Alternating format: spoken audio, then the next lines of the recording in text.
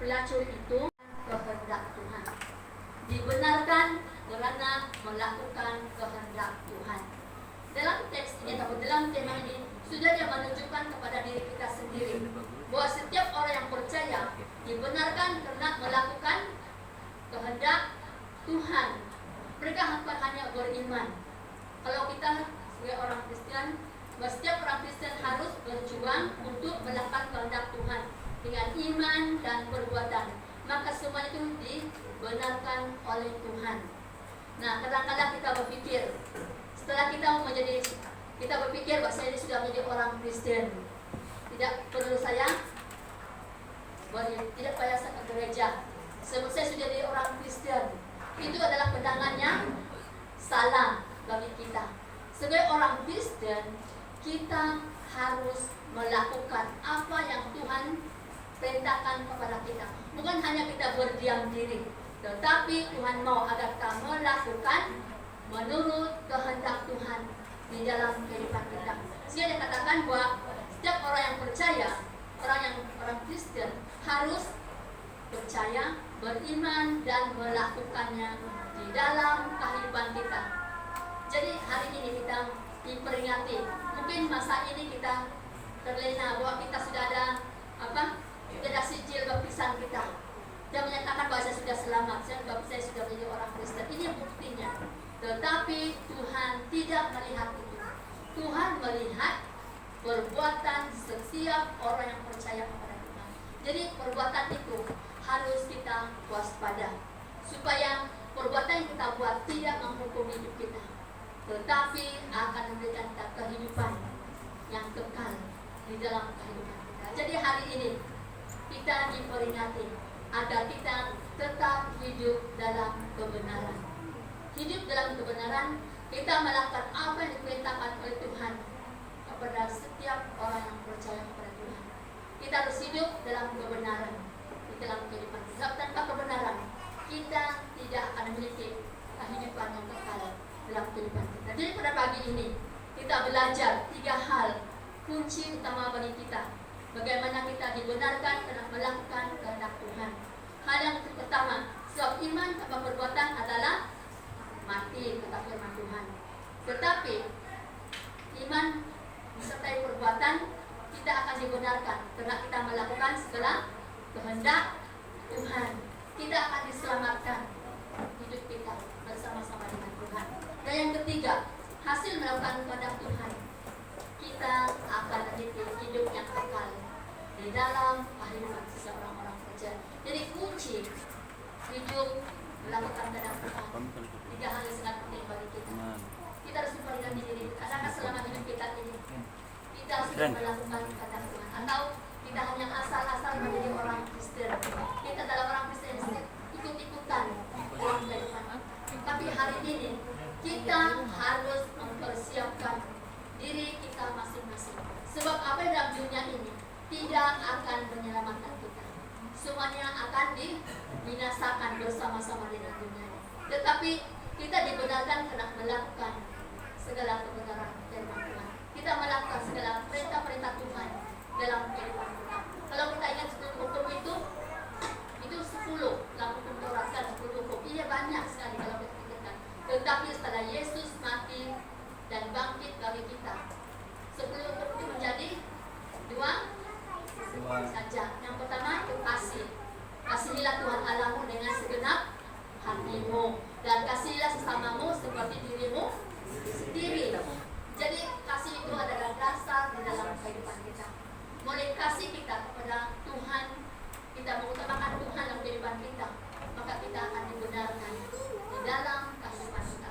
Dalam kasih kita sama manusia, itu juga membuat kita dibenarkan dalam hidup kita. Tapi kita sebagai orang percaya, sebagai orang Kristen, apa yang paling sukar untuk kasihnya? Apa? Semua diam kan? Yang paling sukar untuk kita mengasihi adalah orang yang berbuat jahat kepada kita kan? Tetapi orang Kristen, orang percaya kepada Tuhan, itu satu kebaikan bagi kita, supaya kita lebih mengenal kasih Tuhan dalam kehidupan kita. Kalau Tuhan berkorban untuk saudara-saudara hari ini, mau kau berkorban mengasihi orang yang menyakiti kamu? Maukah? Ya, jangan jawab dengan saya, tapi jawablah dengan Tuhan. Bagaimana kita menjalani hidup kita sebagai orang-orang percaya. Saya bersyukur kalau saya disakiti, tetapi itulah kita mempunyai pandangan masing-masing dalam kehidupan kita. Kita mempunyai tindakan yang baik dalam kehidupan kita, tapi keputusannya kita dibenarkan karena melakukan kehendak Tuhan. Itu yang kita mau. Kita dibenarkan melakukan kehendak Tuhan dalam kehidupan kita. Jadi itu yang terbaik bagi kita. Kita disakiti, kita terbaik kan. Bukan kita kuat, tapi Tuhan yang kuat untuk saya mensaudarakan. Sebab kita sedang berada dalam manusia. Tapi Tuhan terima kasih. Dia tahu pikiran kami. Tuhan tahu apa yang kita sedang ada dalam kehidupan kita. Tetapi kata firman Tuhan, biarlah kita dibenarkan karena melakukan segala kehendak Tuhan di dalam kehidupan kita. Sebab di sini yang mengingatkan kita dalam ayat yang ke-14. Sebab iman tanpa perbuatan adalah mati. Jadi kita menjadi orang Kristen, kalau kita hanya ikut-ikutin saja, kita tidak melakukan perintah Tuhan, apa artinya? Iman kita akan mati. Iman kita mudah goyah. Datang setiap pencobaan, datang setiap masalah, kita sudah mempersalahkan Tuhan dalam kehidupan kita. Karena kita tidak mempunyai iman yang teguh dalam kehidupan kita. Kita mudah goyah sebab kita tidak ada dasar dalam kehidupan kita bersama-sama dengan Tuhan. Itu sebagai firman Tuhan mengingatkan kita. Iman tidak dapat menyelamatkan kita kalau kita tidak melakukan kehendak Tuhan dalam kehidupan kita. Jadi saya yakin kita kalau tanya mau beriman kami pada dia saya beriman, tetapi Tuhan tidak mendengar apa yang kita ucapkan, tetapi Tuhan melihat hati kita. Apa kita benar-benar melakukan perintah Tuhan di dalam kehidupan kita sebagai orang-orang percaya. Sehingga dia katakan bahwa iman tidak dapat menyelamatkan kita kalau kita tidak melakukan perintah Tuhan di dalam kehidupan kita sebagai orang-orang percaya. Apa yang dikatakan di sini ayat yang ke-26 menyatakan bahwa setiap tubuh bahwa seperti tubuh tanpa roh adalah mati. Ini senang kita pahami, kan? Kalau kita katakan iman atau perbuatan adalah kosong, itu sudah kita pahami. Tapi ini satu hal yang sangat jelas bagi kita. Kalau tubuh kita tidak ada roh, boleh kita hidup? Boleh? Sudah tidak dapat hidup. Sebab roh itu sudah tidak ada dalam tubuh kita. Dan tubuh kita ini tidak boleh berbuat apa-apa di dalam kehidupan kita. Begitu juga dengan iman kita. Kalau kita ada iman tidak perbuatan, dia seperti itu juga, seperti tubuh tanpa roh di dalam kehidupan kita hari ini. Jadi hari ini kita harus memperingati diri kita sendiri. Jangan tunjuk orang, tunjuk diri kita sendiri. Apa yang harus kita buat hari ini? Kenapa kita harus bertindak secepatnya? Sebab kedatangan Tuhan sudah dekat.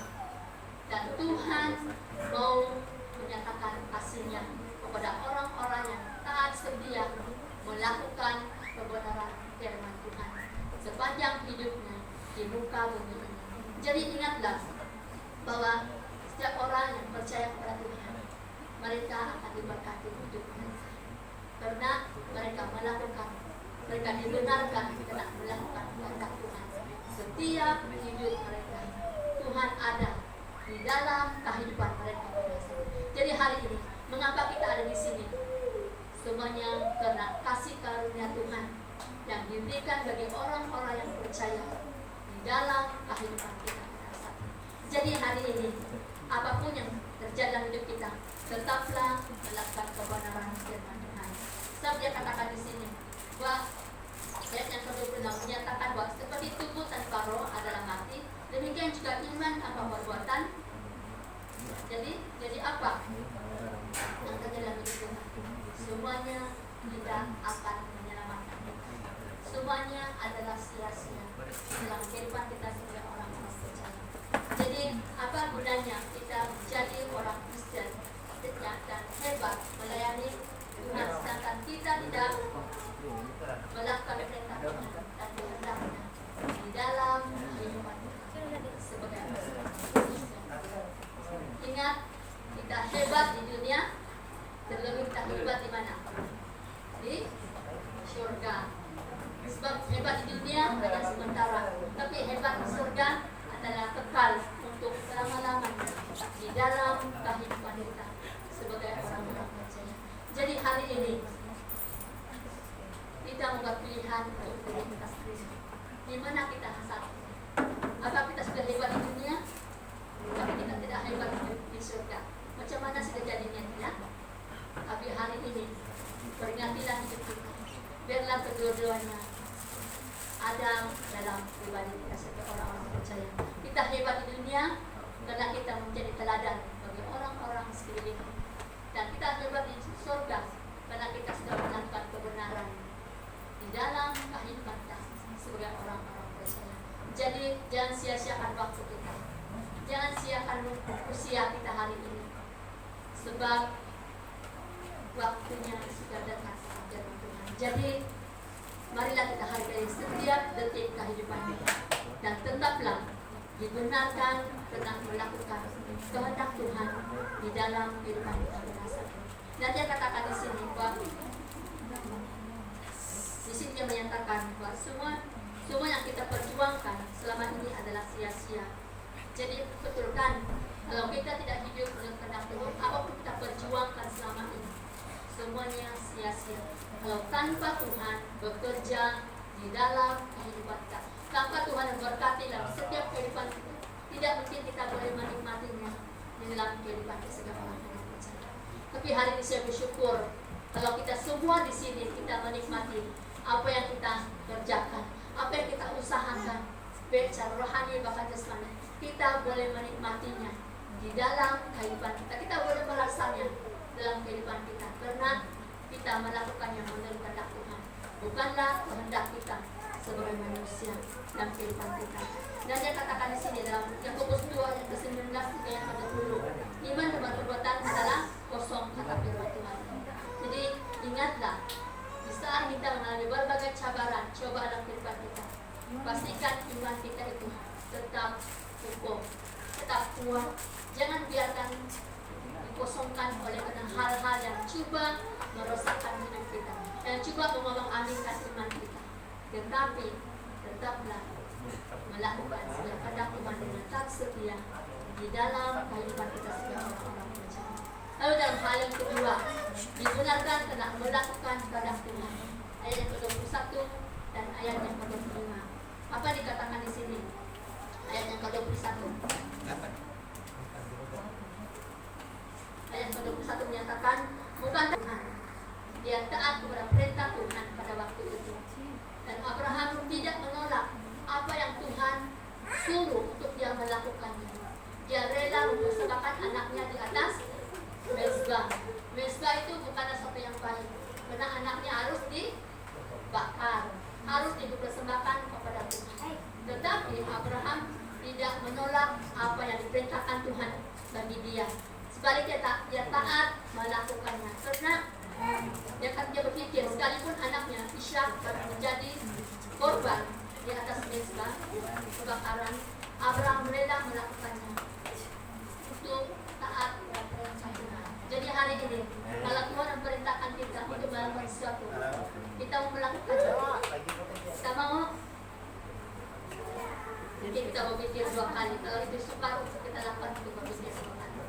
Dan tapi Abraham dia tetap taat kepada Tuhan. Dia tetap melakukan apa yang diperintahkan Tuhan. Sekalipun Ishak adalah satu-satunya anak yang dia miliki di masa tuanya, tapi Tuhan, dia tetap percaya kepada Tuhan. Sekalipun apa yang dia lewati, dia tetap melakukannya dalam kehidupan dia. Karena dia percaya Tuhan akan melakukan yang terbaik daripada apa yang dimiliki masa ini, masa itu kan.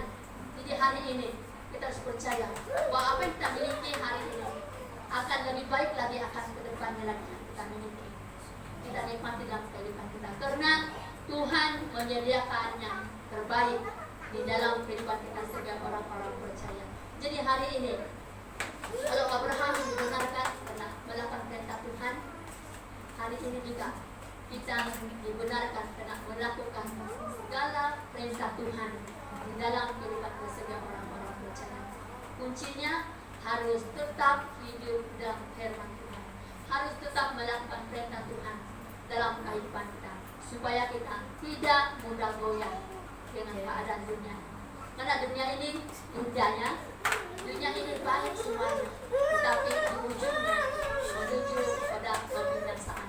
Tapi kita sebagai orang Kristen, kita mengalami berbagai cabaran, tapi hasil yang terbaik kekal untuk selama-lamanya bersama-sama dengan Tuhan dalam kehidupan kita. Jadi kalau hari kita mengalami prosesnya, jangan sejak sebab ada hal yang terbaik yang akan kita terima dalam kehidupan kita.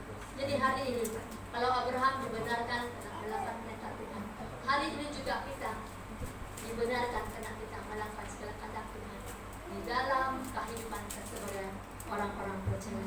Jadi ingatlah pada saat ini bahwa Abraham melakukan dengan iman, percaya sepenuhnya kepada Tuhan, bahwa Tuhan akan menyediakan yang terbaik bagi hidupnya pada waktu itu. Dia tidak akan berpikir, kalau saya punya anak saya ini, mungkin saya akan kehilangan anak saya. Dia tidak akan berpikir dua kali, dia berpikir satu kali untuk mentaati Tuhan di dalam kehidupan kita sebagai orang-orang percaya. Jadi hari ini mari kita mengambil tindakan untuk hidup kita masing-masing sebagai orang-orang percaya. Apa yang terbaik untuk kita lakukan dalam hidup kita? Mari kita mengambil keahlian di dalam kebenaran Tuhan, supaya kita berjalan sesuai dengan kehendak Tuhan di dalam kehidupan kita sebagai orang-orang percaya. Dan dia katakan di sini bahwa ayat ke-25, demikian juga Rahab gitu, dibenarkan kena melakukan di dalam kehidupan dia. Kalau kita lihat dalam ayat yang ke-25, dia menyatakan di situ bahwa Abraham di sini dia menyatakan ayat yang ke-25, dan bukan demikian juga Rahab pelacur itu dibenarkan karena perbuatan-perbuatannya ketika ia menyembunyikan orang-orang yang disuruh itu dalam rumahnya, lalu menolong mereka lolos melalui jalan yang lain.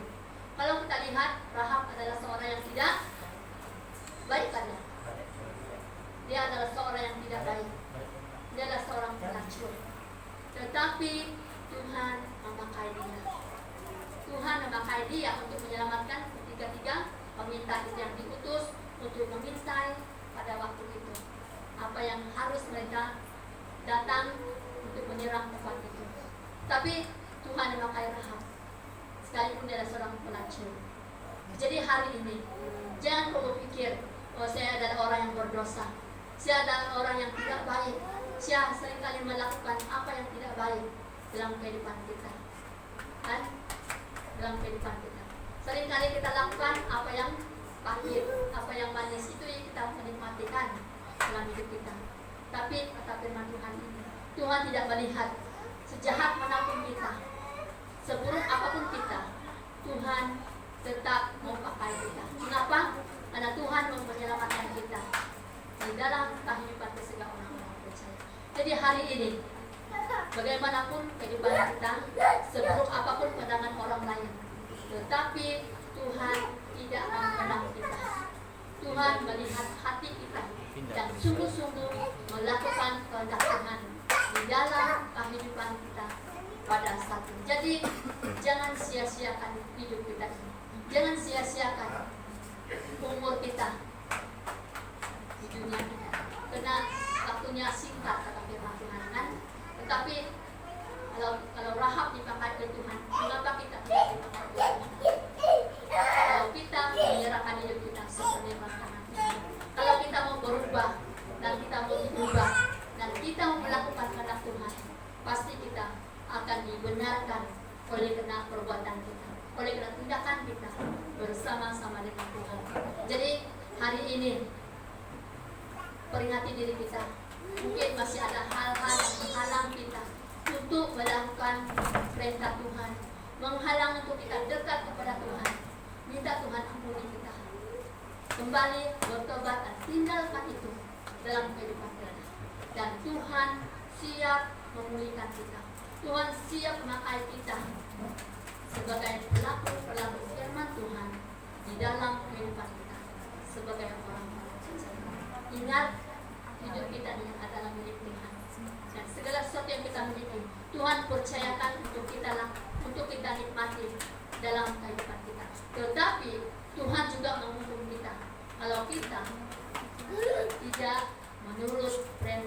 perintah Tuhan dalam kehidupan kita. Jadi hari ini peringatilah diri kita sendiri sebagai orang-orang yang percaya kepada Tuhan, bahwa Tuhan itu sentiasa memperingati kita. Ingatlah pada saat ini bahwa Tuhan itu melihat perbuatan, dan setiap iman perbuatan Tuhan akan berkati di dalam kehidupan setiap orang percaya. Jadi hari ini mari kita serahkan hidup kita kepada Tuhan dan izinkan Tuhan mengerjakan yang terbaik di dalam kehidupan setiap orang percaya. Dan dia katakan di sini bahwa kalau Rahab melakukan dengan iman perbuatannya di depan Tuhan, hari ini juga kita dapat melakukannya menurut kehendak Tuhan dalam kehidupan kita. Lalu dalam hal yang ketiga, hal yang terakhir bagi kita pada pagi ini, kalau kita lihat di sini dalam ayat yang ke-22 hingga yang ke-24, dia menyatakan di sini 22 ayat yang ke-20. Kita tahu bahwa kalau Abraham dibenarkan dengan perbuatannya, imannya kepada Tuhan, dan dia bahwa iman bekerjasama dengan perbuatan. Oleh perbuatan itulah iman menjadi sempurna. Jadi pastikan setiap hari kita harus menjaga hidup kita, menjaga perbuatan kita, menjaga pikiran kita, menjaga hati kita, supaya kita tetap hidup di dalam Tuhan. Kita tetap hidup di dalam kebenaran firman Tuhan. Dan dia katakan di sini bahwa oleh hal ini, bahwa iman, percaya, dan perbuatan akan bekerja sama di dalam kehidupan setiap orang-orang percaya, sehingga semuanya menjadi sempurna. Kalau kita lihat Abraham, dia diberkati Tuhan dalam kehidupannya. Anaknya tidak jadi jabul, karena Tuhan menyediakan domba untuk dipersembahkan kepada Tuhan.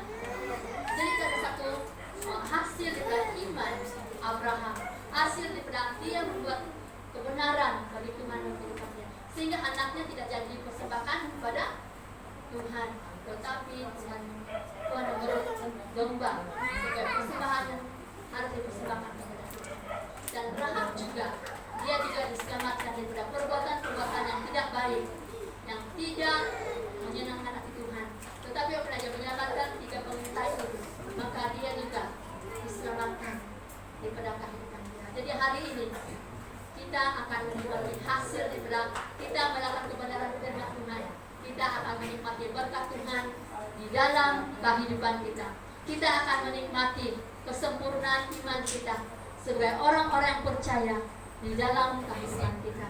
Dan yang ke-23, Abraham percaya kepada Tuhan, maka Tuhan memperhitungkan hal itu kepadanya sebagai kebenaran, sehingga Abraham disebut sahabat Tuhan.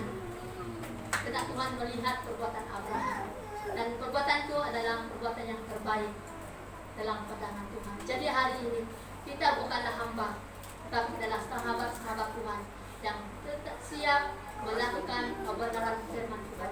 Iman kita menjadi sempurna dan kita menjadi sahabat Tuhan di dalam kehidupan kita pada saat ini. Jadi kalau kita sudah menjadi sahabat Tuhan, berarti apapun yang kita perlukan, kita siap meminta kepada Tuhan. Tuhan siap memberi kepada kita menurut keperluan kita sebagai orang-orang percaya. Karena Tuhan itu ada untuk kita dalam semua keadaan hidup kita. Jadi ingatlah bahwa Tuhan itu baik dalam kehidupan kita sebagai orang-orang yang percaya di dalam kehidupan kita pada saat ini. Jadi ingatlah bahwa dalam ayat yang ke-24 mengingatkan kita bahwa manusia dibenarkan karena perbuatan-perbuatannya dan bukan hanya dengan iman kita kepada Tuhan. Jadi pastikan perbuatan kita ini memuliakan Tuhan di dalam kehidupan kita pada saat ini. Jadi hari ini kita diperingatkan iman sama perbuatan adalah mati, tetapi iman disertai kebenaran akan memiliki hidup yang kekal di dalam kehidupan kita. Dan hasil dari semua hal kita dibenarkan untuk melakukan kehendak Tuhan. Yang pertama, iman kita menjadi sempurna. Dan yang kedua, kita akan menjadi sahabat Tuhan di dalam kehidupan kita sebagai orang-orang percaya. Jadi hidup kita sebagai orang percaya tidak sia-sia.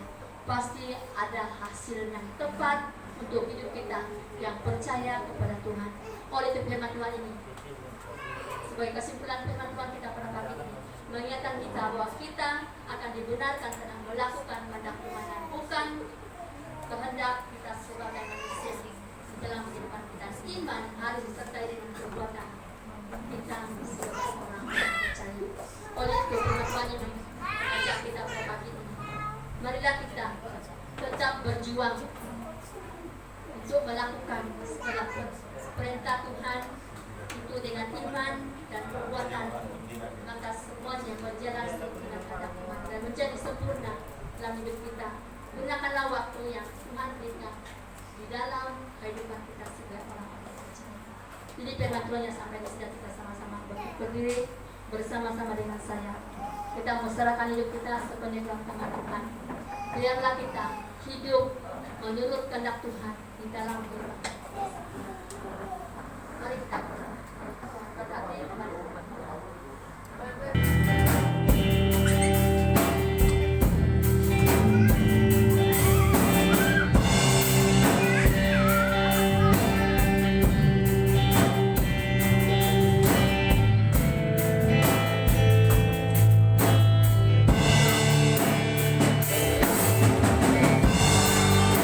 Kasih-Mu Bapa, Kau